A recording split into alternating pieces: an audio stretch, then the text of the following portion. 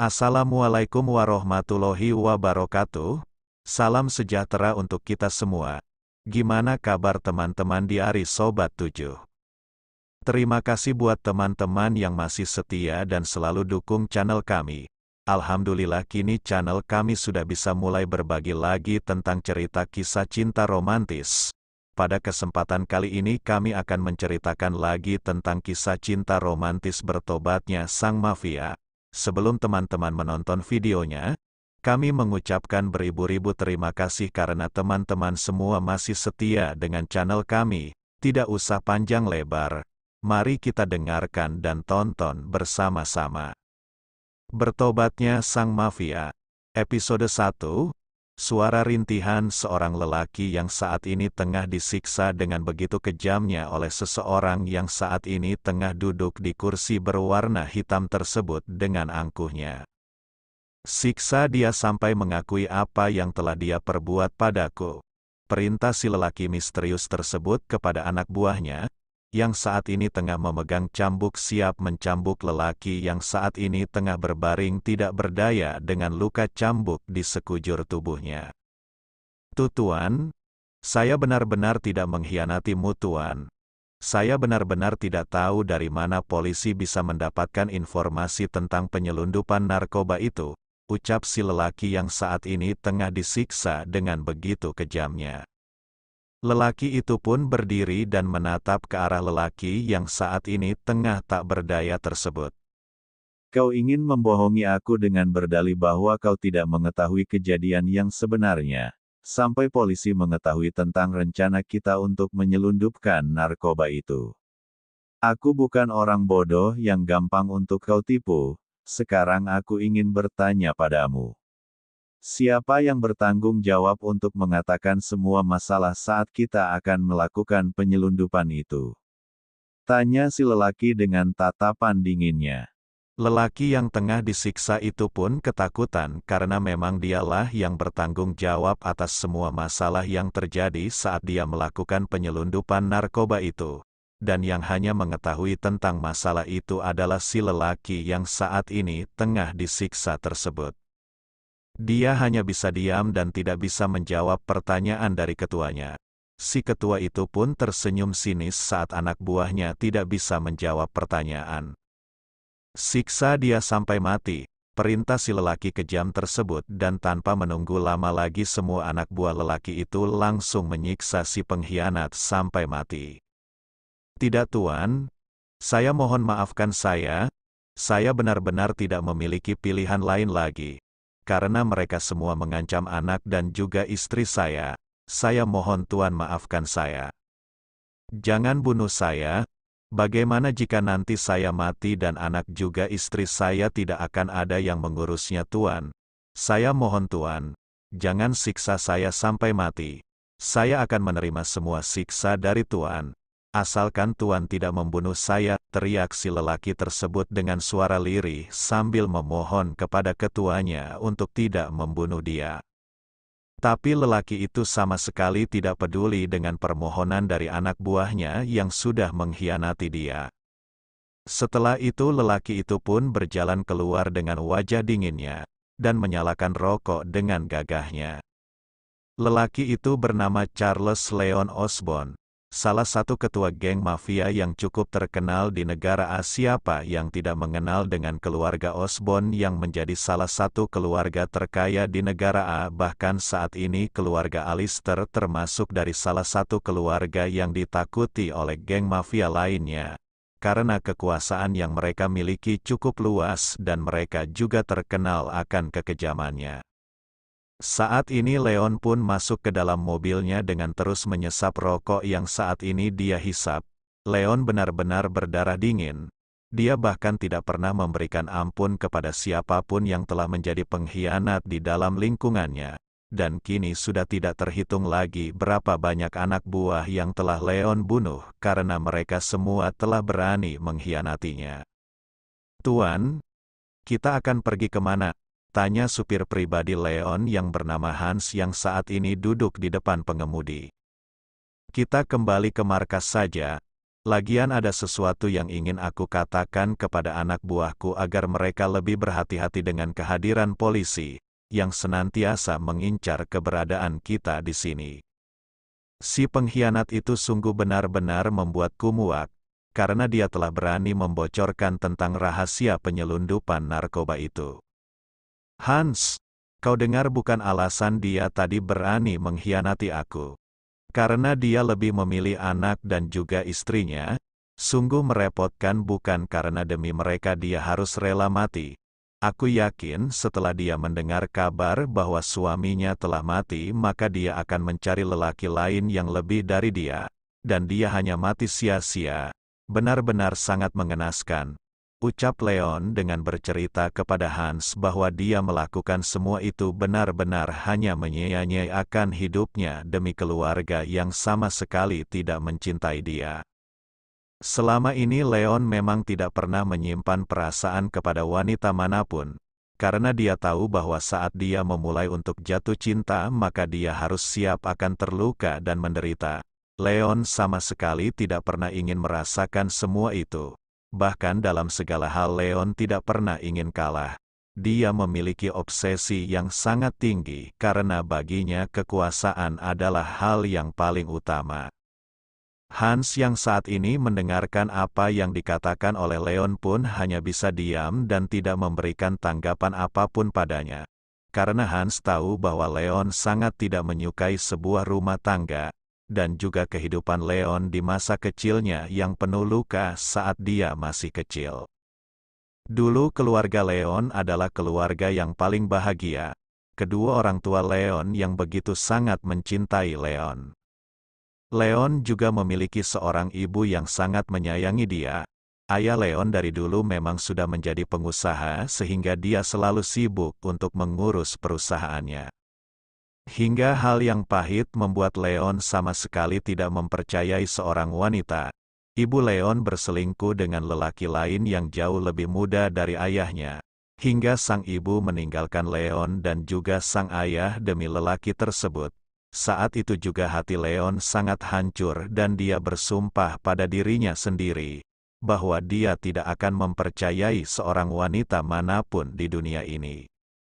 Kehidupan masa lalu membuat luka yang teramat dalam di hati Leon, dan dia bahkan menjalankan suatu bisnis yaitu memperdagangkan wanita-wanita yang dia culik untuk menjadi wanita malam di barnya. Sungguh Leon benar-benar lelaki yang sangat menakutkan.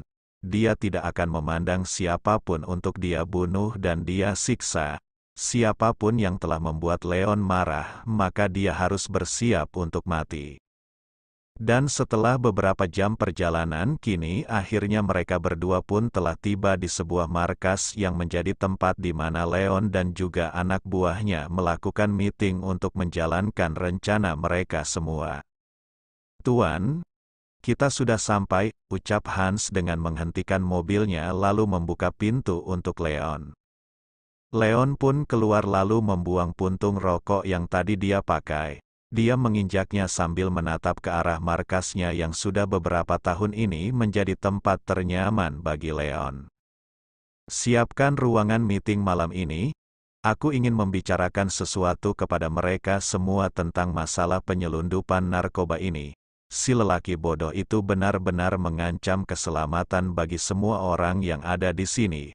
Jadi aku ingin memperingati mereka untuk waspada," ucap Leon sambil berjalan dengan langkah cepat dan gagah. "Baik Tuan, saya akan segera menyiapkan ruang rapatnya," jawab Hans lalu berbalik arah dan menjalankan perintah dari Leon. Sedangkan di tempat lain, saat ini wanita cantik yang tengah tersenyum ke arah anak-anak kecil yang menjadi anak didiknya saat dia mengajar. Wanita itu bernama Aisyah Sakila Zanita. Dia biasa dipanggil dengan nama Aisyah. Wanita cantik juga solehah yang menjadi incaran semua lelaki di luaran sana karena sikap santun dan juga sangat sopan itu. Aisyah memang memiliki jiwa yang baik. Dia sangat penyayang dan juga lemah lembut. Aisyah juga salah satu santri yang paling baik di masanya dan mendapatkan gelar bintang kelas karena kecerdasan Aisyah. dan kini saat dia sudah lulus dalam menimba ilmu di pesantren, kini Aisyah memutuskan untuk memberikan sedikit ilmunya dengan menjadi guru di salah satu sekolah yang berada di desanya. Kini Aisyah yang tengah mengajar pun tiba-tiba mendapatkan sebuah panggilan dari salah satu pengurus di pesantrennya dulu. "Halo, Assalamualaikum," ucap Aisyah dengan menjawab teleponnya. "Waalaikumsalam, maaf Aisyah, saya mengganggu waktu kamu sebentar.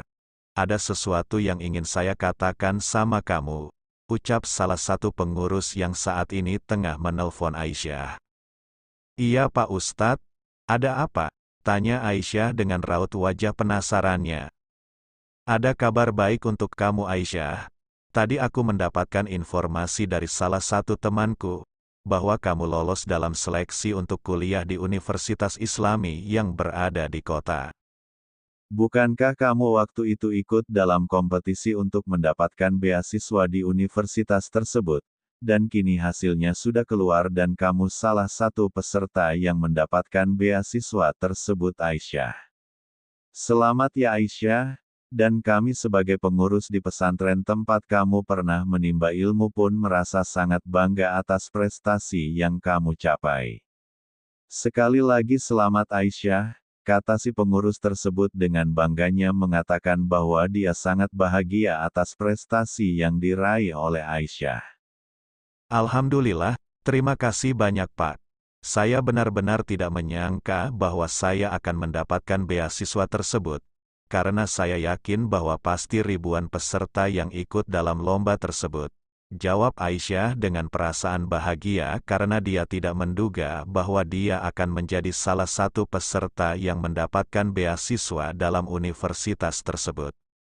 "Benar Aisyah, aku harap dengan mendapatkan peluang yang sangat berharga ini, kamu bisa menggapai cita-cita kamu dan menjadi orang sukses," ucap si pengurus dengan mendoakan Aisyah agar dia bisa menggapai cita-citanya. "Amin. Terima kasih banyak Pak. Baiklah kalau begitu saya mau melanjutkan untuk melakukan tugas saya. Assalamualaikum Aisyah." "Waalaikumsalam," jawab Aisyah dan dia pun langsung mematikan handphonenya.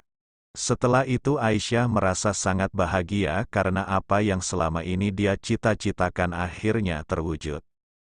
"Alhamdulillah ya Allah, terima kasih banyak atas berhasilnya hamba dalam melakukan kompetisi ini.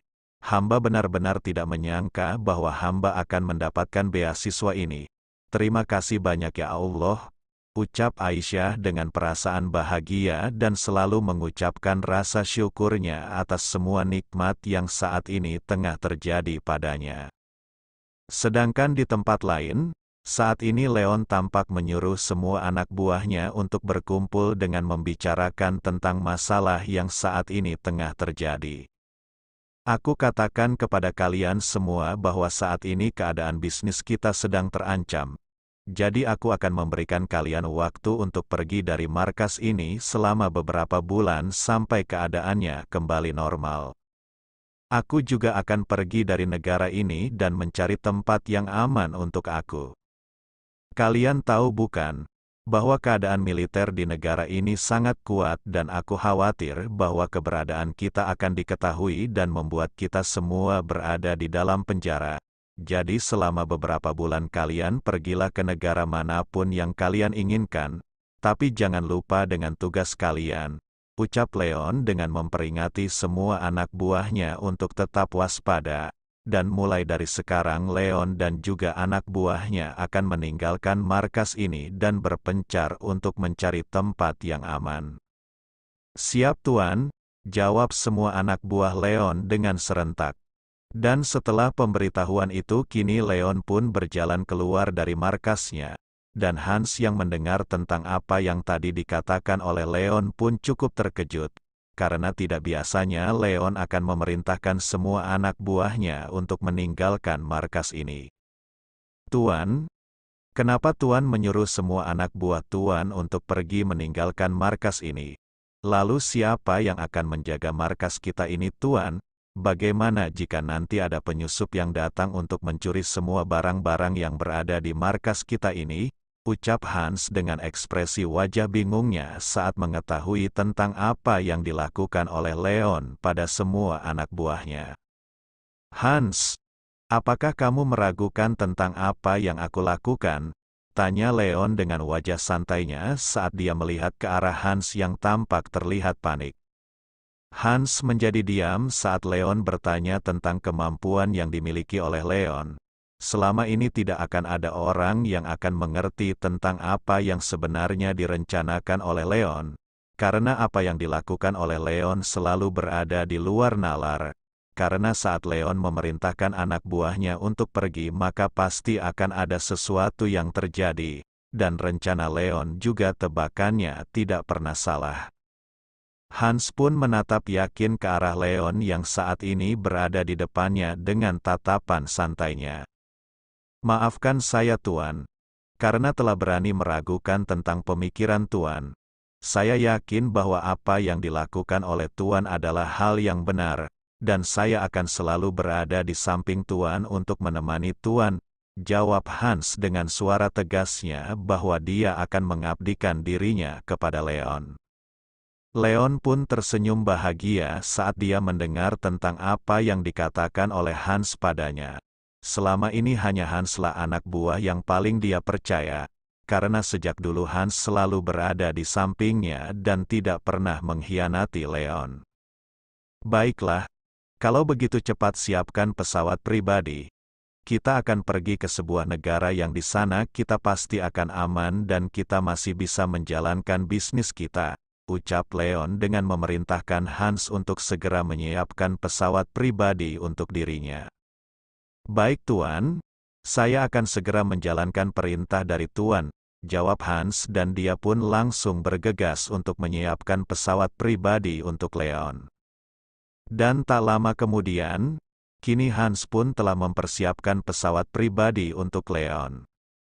Tuan, pesawat pribadinya sudah siap. Apakah kita akan berangkat sekarang? Tanya Hans dengan bertanya tentang kepergian Leon untuk menaiki pesawat pribadinya. Iya, aku ingin segera berangkat dan aku benar-benar tidak sabar untuk melihat bagaimana pesona di dalam negeri Indonesia, yang selama ini menjadi incaranku untuk menemukan suasana baru.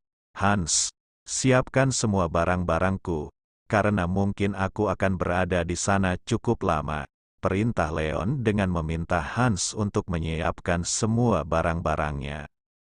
Baik Tuan, jawab Hans lalu dia pun berjalan untuk menyiapkan semua barang-barang milik Leon.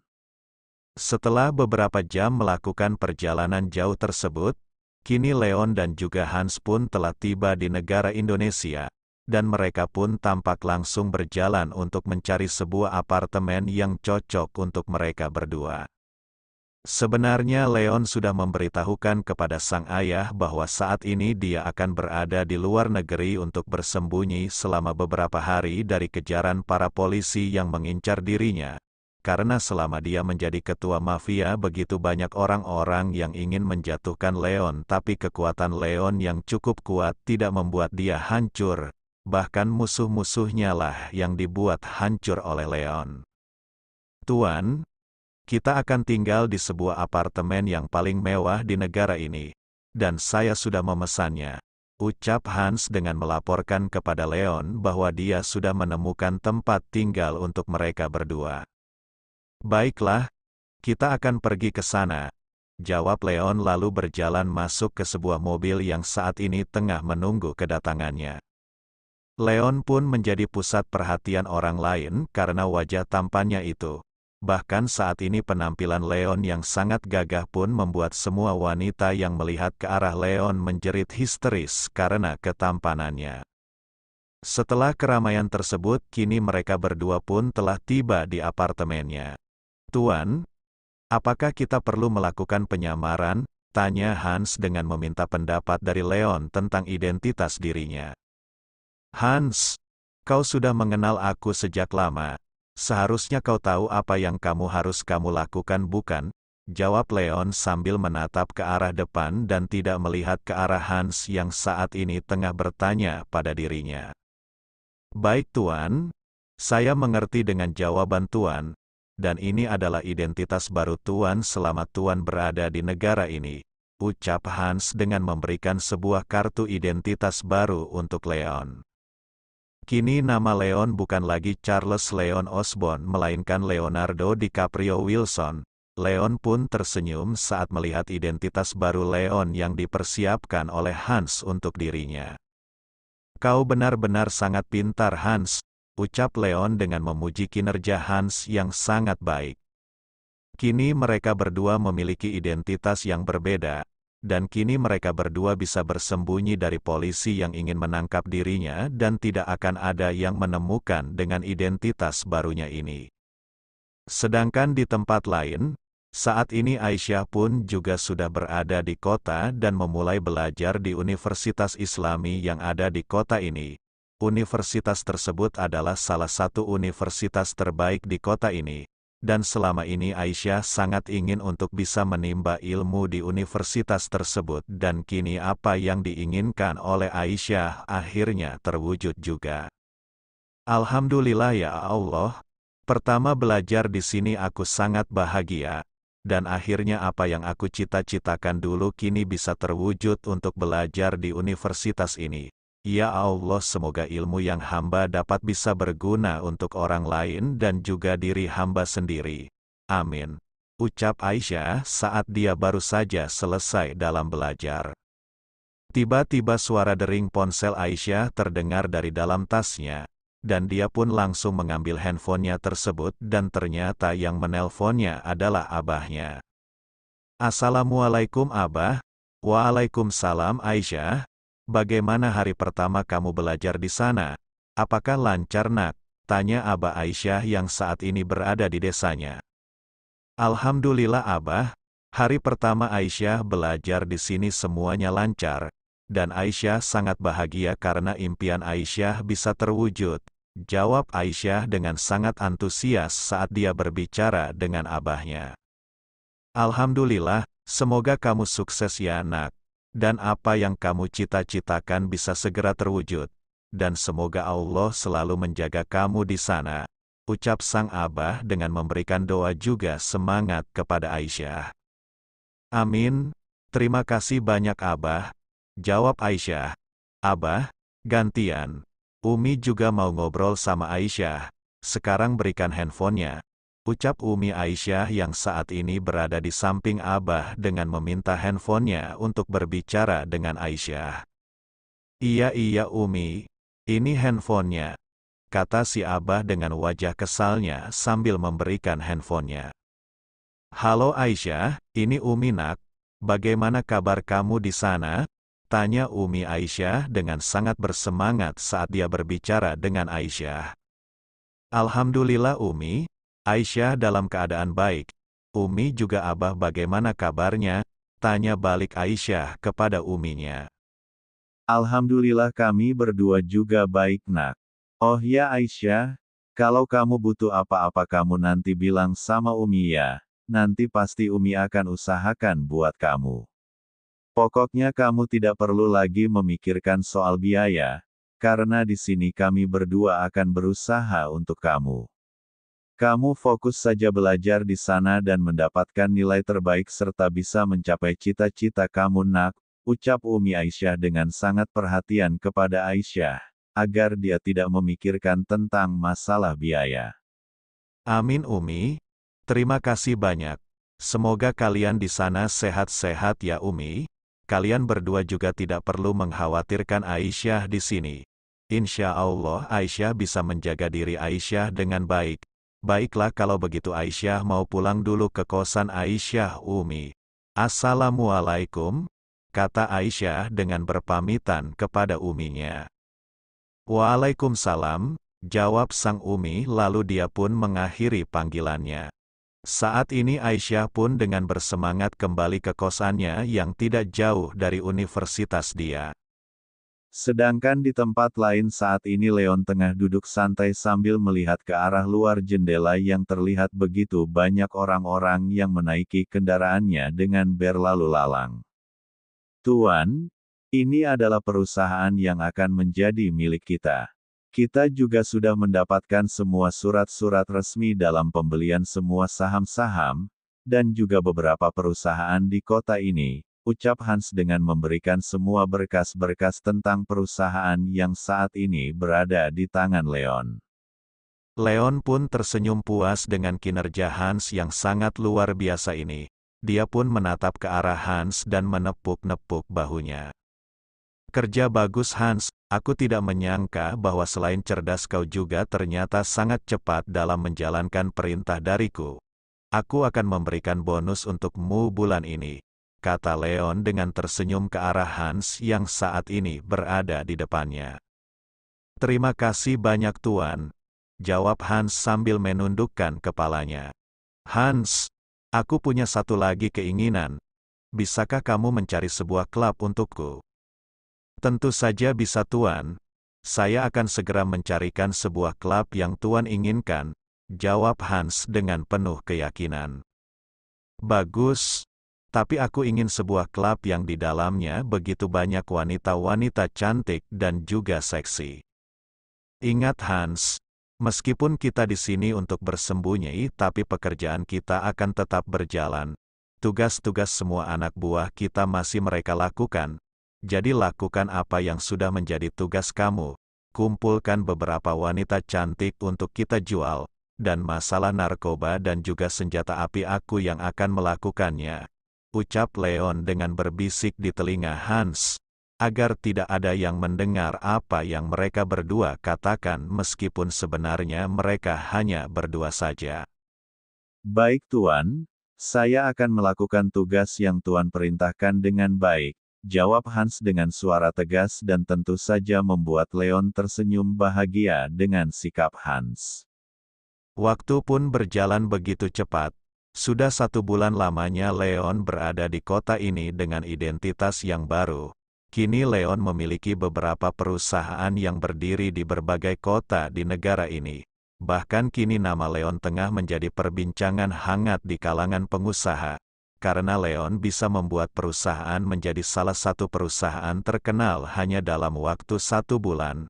Dan tentu saja itu membuat semua pengusaha merasa takjub akan kemampuan yang dimiliki oleh Leon. Hans, bagaimana keadaan di klub kita? Tanya Leon kepada Hans tentang keadaan klubnya yang kini juga terlihat sangat ramai. Tuan, setiap harinya banyak pengunjung yang datang ke klub kita. Dan kini klub kita menjadi sangat ramai oleh para pengunjung. Jawab Hans dengan mengatakan tentang keadaan di klubnya yang kini banyak pengunjung. Bagus. Pertahanan semua itu dan ingat, berikan apa yang diinginkan oleh para tamu dan jangan sampai membuat mereka kecewa, kata Leon dengan nada dinginnya sambil menyalakan rokoknya. Tuan, sebenarnya ada salah satu pengunjung yang menginginkan seorang wanita yang masih perawan. Tapi Tuan tahu sendiri kan, bahwa di negara ini dan dimanapun sudah sangat susah untuk menemukan wanita yang masih perawan. Bahkan pengunjung itu siap membayar kita berapapun asalkan dia bisa mendapatkan apa yang dia inginkan. Hans mengatakan tentang keinginan para pengunjung di klub milik Leon. Di klub Leon memang ada berbagai jenis minuman alkohol, wanita penghibur, dan juga Leon menjadikan klubnya tempat orang bertransaksi narkoba. Leon benar-benar membuat semua usahanya di dalam klub tersebut. Leon juga melakukannya dengan sangat hati-hati hingga tidak akan ketahuan oleh polisi dan membuat dia dipenjara. Leon menjadi terdiam saat mendengar apa yang dikatakan oleh Hans tadi. Memang benar sangat jarang sekali sekarang wanita yang masih perawan, dan ingin menjadi wanita penghibur di klubnya. Hanya saja keinginan pelanggan harus segera dituruti, karena hanya dengan begitu membuat kesan di klubnya menjadi baik dan akan banyak pengunjung yang akan datang. Hans, katakan kepada semua anak buahmu untuk mencari wanita yang masih perawan. Kau tahu bukan apa yang harus kamu lakukan? Jawab Leon dengan memberikan perintah kepada Hans dan semua anak buahnya untuk menculik seorang wanita. Hans yang sudah mengetahui tentang kode-kode tersebut pun langsung menganggukkan kepalanya. Dia mengerti tentang apa yang saat ini diperintahkan oleh Leon. Baik Tuan, saya mengerti dengan apa yang dikatakan oleh Tuan. Kalau begitu saya permisi dulu, jawab Hans lalu dia pun berjalan menuju ke markas barunya untuk memberikan perintah kepada anak buahnya di sana. Leon pun melambaikan tangannya dengan masih menyesap rokoknya. Kini Leon benar-benar memiliki kekuasaan di negara ini hanya dalam waktu 1 bulan, dan kini Leon benar-benar telah memiliki kekuasaan di negara ini. Sedangkan di tempat lain saat ini Aisyah tampak kebingungan saat dia harus kembali ke kosannya. Tadi sebenarnya Aisyah ingin membeli sesuatu untuk keperluan kuliahnya. Tapi siapa sangka saat dia berniat untuk pulang, dia malah terjebak hujan yang sangat deras sampai larut malam seperti ini. Aisyah pun tampak kebingungan mencari kendaraan umum untuk kembali ke kosannya. Apalagi saat ini handphone milik Aisyah sedang kehabisan baterai sehingga dia pun tidak bisa memesan ojek online. Ya Allah, kemana lagi aku harus mencari kendaraan umum? Apalagi ini juga sudah malam, kenapa tidak ada satupun kendaraan umum yang melintas? Gumam Aisyah dengan wajah paniknya saat dia belum juga menemukan kendaraan umum untuk pulang. Meskipun saat ini tengah hujan, Aisyah pun berjalan untuk menemukan pangkalan ojek di dekat daerah sini. Tapi Aisyah sudah berjalan cukup jauh dan dia pun masih belum menemukan satu kendaraan umum pun yang melintas di depannya. Dan saat Aisyah melihat ke arah jam tangannya, dia cukup curiga karena melihat jam yang sudah menunjukkan pukul 11 malam. Dan mungkin inilah alasannya kenapa para kendaraan umum tidak ada sama sekali apalagi ditambah dengan hujan yang cukup lebat. Kini Aisyah pun tidak memiliki pilihan lain selain kembali berteduh. Dan kini baju Aisyah tampak begitu sangat basah karena terkena hujan. Ya Allah, bagaimana ini? Hujannya malah gak mau reda-reda lagi. Ditambah ini udah malam banget, ucap Aisyah sambil menggosok-gosokkan tangannya yang terasa dingin. Hingga dari kejauhan ada sepasang mata yang saat ini tengah menatap ke arah di mana Aisyah berada. Akhirnya kita mendapatkan apa yang kita cari, gumam Hans dengan beberapa anak buahnya yang saat ini tengah berada di dalam mobilnya sambil memantau keberadaan Aisyah. Tuan, apa yang harus kita lakukan? Tanya anak buah Hans yang saat ini berada di sampingnya. Aku rasa dia sedang mencari angkutan umum. Atau mungkin kita bisa menyamar menjadi seorang ojek online dan memberikan dia tumpangan. Kamu tunggu di sini dan ikuti aku dari belakang. Hingga nanti saat aku memberikan aba-aba sama kalian semua. Kalian harus dengan cepat menangkap wanita itu. Kalian mengerti, kata Hans dengan memberikan perintah kepada semua anak buahnya yang saat ini tengah berada di dalam mobilnya. Baik Tuan, kami semua mengerti, jawab semua anak buah Hans dengan serentak. Setelah itu kini Hans pun turun dari mobilnya dan menuju ke tempat di mana dia akan menyamar menjadi seorang ojek online. Dan setelah penyamaran tersebut kini Hans pun berpura-pura menghampiri Aisyah yang saat ini tengah berteduh. Bahkan Hans pun berpura-pura lewat di depan Aisyah karena dia yakin bahwa Aisyah akan memanggilnya. Dan benar saja saat Hans berada di depan Aisyah, dengan cepat Aisyah pun memanggil dia. Pak, ojek. Saya butuh ojek, Pak. Teriak Aisyah sambil melambaikan tangannya dengan perasaan bahagia. Karena akhirnya dia bisa mendapatkan ojek untuk kembali ke kosannya. Hans yang tahu bahwa dia akan dipanggil pun kini berpura-pura tidak mengetahui dan mulai melancarkan aksinya. Saya Mbak, tanya Hans dengan menunjuk ke arahnya. Iya Pak, saya mau ngojek, jawab Aisyah sambil menganggukkan kepalanya. Dan kini Hans pun berbalik dan menuju ke arah Aisyah yang saat ini tengah meneduh. Maaf Mbak, Mbak mau kemana? Tanya Hans dengan sangat sopan dan Aisyah pun tanpa rasa curiga. Saya mau kembali ke kosan saya Pak. Di jalan ini, tolong antarkan saya ya Pak, ucap Aisyah dengan memohon kepada Hans agar dia mau mengantarkannya. Oh bisa saja Mbak, Hanya saja saya masih harus mengantarkan pesanan seseorang, Mbak, kata Hans sambil menenteng sebuah makanan yang sengaja dia beli untuk membuat Aisyah percaya akan dirinya.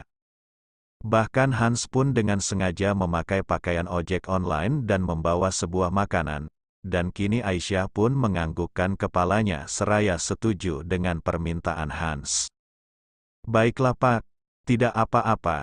Sekarang tolong antarkan saya ya Pak, jawab Aisyah dan kini dia pun naik ke sepeda motor milik Hans. Dan Hans pun tampak tersenyum bahagia karena rencananya berjalan dengan lancar. Kini Hans tinggal mengandalkan anak buahnya untuk melakukan yang selanjutnya. Bersambung, jangan lupa berikan komentar membangunnya ya. Maafkan juga jika masih banyak kekurangan dalam channel ini. Terong Papa enak rasanya. Sampai jumpa di video berikutnya. Jangan